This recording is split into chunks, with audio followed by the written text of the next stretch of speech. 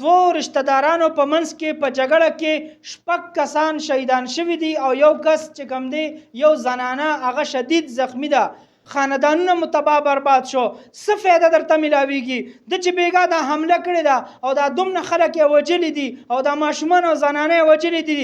د خپل زړه کې سوچ کې دله څه فایده میلاو شوه؟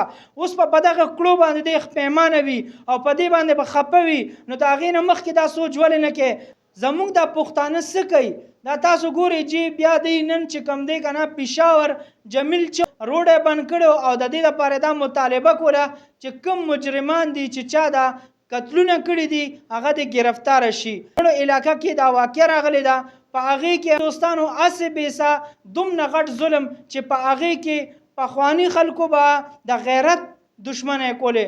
اوس دا داسې دشمنۍ دي چې وګورئ زنانه ماشومان هم پکې قتلیږي چې په جنگ کې که نه هم په زنانو باندې او په ماشومانو باندې ته حمله نشي کولی چې هغه جنگ وي. او دا خپل رشته داران دي، خپل وینې دي او د هغې باوجود هم په ماشومانو باندې که نه دونه بېدردۍ سره ماشومان هم قتل کړي دي او زنانه یې پکې هم قتل کړي دي. مونږ دغه شان د نور خلک یادو او دې له سوچ نه کوو چې زمونږ پښتانه د یو بل وینې تویوي او خاص کر زمونږ په دې پېښور کې دا سویمه واقع ده.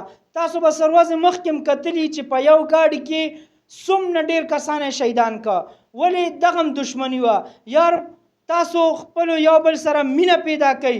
دا دښمنۍ د الله بنده ولې د یو انسان د ستا چې د غیرت مرګ خو هغه دی چې ته ورشي د چا سره تنازع ده هغه سره وګوره نو د هغه خاندان ټول ولې وجنې. دومره سخته دښمني ده او دا بیا را یادېږي چې دا خپلو کې رشته داران دي.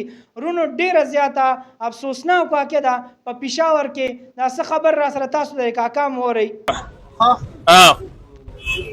سرساره بردهش تانه داره واسه پرتگونه خالیه چولی و ورده نینه پاکی دا سرده تانه ده پخبر براکسو رو گرده انصاب ته دا چا وړي داس پته تانه تاسو وړي هم پخپله اوچت کړي پخپله مول پولیس هم نه دی راغلی نه نه پولیس ټوټو والا نه دی راغلی یو زخمی پولیس راغلی وړي دي.